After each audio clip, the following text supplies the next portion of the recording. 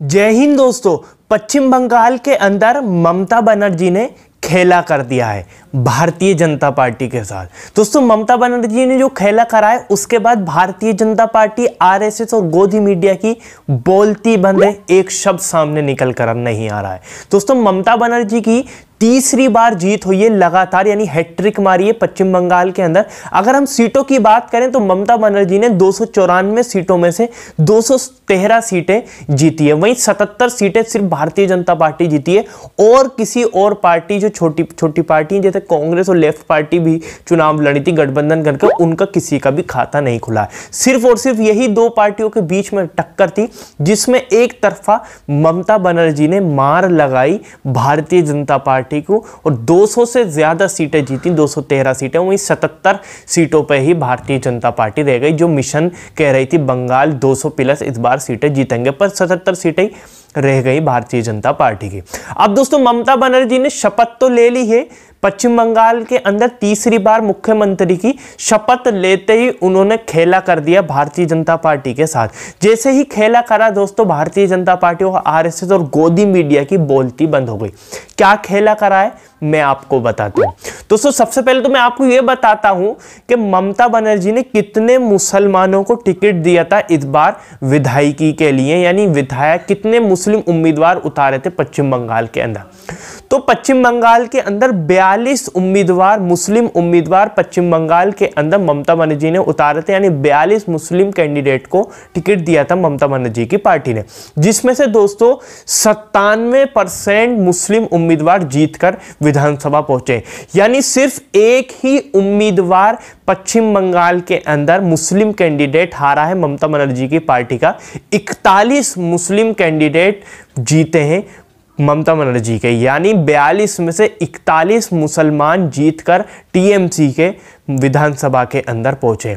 अब दोस्तों ममता बनर्जी ने शपथ ली, शपथ लेते ही उन्होंने खेला कर दिया। खेला ये करा कि उन्होंने जो टोटल मंत्रिमंडल बने, यानी 43 मंत्री बने हैं इस बार ममता बनर्जी की सरकार में, 43 में से 7 मुसलमानों को मंत्री बनाया है अपनी सरकार में इस बार ममता बनर्जी ने। तो दोस्तों यही खेला करा है भारतीय जनता पार्टी के साथ, गोदी मीडिया के साथ, आरएसएस के साथ। दोस्तों ये जो 7 मुसलमानों को मंत्री बनाया है ममता बनर्जी ने, उसके बाद बीजेपी, आरएसएस और गोदी मीडिया की बोलती बंद है और एक शब्द नहीं निकल रहा है। अगर हम पिछली बार की बात करें तो ममता बनर्जी ने 3 से 4 मुसलमानों को मंत्री बनाया था, पर इस बार 97% मुसलमान जीत कर पहुंचे। सिर्फ एक ही कैंडिडेट उनकी पार्टी का मुसलमान कैंडिडेट हारा है। तो यानी मुसलमानों ने ममता बनर्जी का साथ दिया, मुसलमानों ने धोखा नहीं दिया। इसलिए ममता बनर्जी ने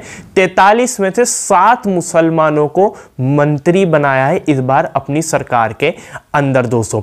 अब दोस्तों बात ये करते हैं कि ममता बनर्जी ने जो 7 मुसलमानों को मंत्री बनाया है, ये क्या है इसके पीछे राज? एक तो राज ये है दोस्तों कि उस 41 मुसलमान जीतकर विधानसभा के अंदर पहुंचे, वहीं सिर्फ एक ही मुसलमान हारा है। अब दोस्तों विपक्ष के पास, अब ममता बनर्जी देख रही हैं पूरे भारत को, क्योंकि अब विपक्ष के पास सिर्फ एक ही चेहरा बचा है प्रधानमंत्री का। अगर देखा जाए तो ममता बनर्जी ने खड़े होकर मोदी का मुकाबला करा, पूरे भारतीय जनता पार्टी का मुकाबला करा, और जब भी उन्होंने सीधी करारी हार दी भारतीय जनता पार्टी को, 213 सीटें जीती। जबकि एक बार ये इलेक्शन जब चल रहा था तो ऐसा लग रहा था कि बहुत कांटे की टक्कर है, पर जब नतीजे आए तो साफ दिख रहा था कि ममता बनर्जी ने धूल चटा दी।